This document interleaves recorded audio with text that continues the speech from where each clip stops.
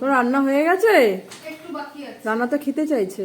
রান্নাকে খেতে দিয়ে দিচ্ছি, কিন্তু পুরো রান্না কমপ্লিট হতে একটু বাকি আছে।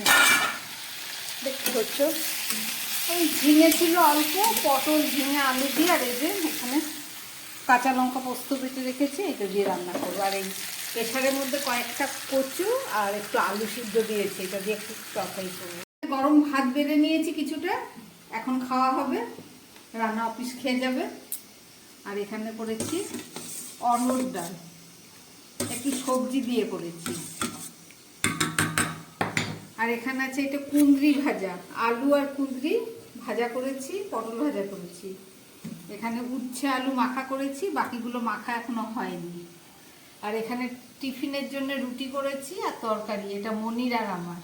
রান্না এখন দুটো ভাত খেয়ে যাবে, আর ওখানে ঝিঙে পোস্ত হচ্ছে আর প্রচুর তরকারি। আজকে শনিবার, নিরামিষ, করতে করতে অনেক কিছু হয়ে গেছে।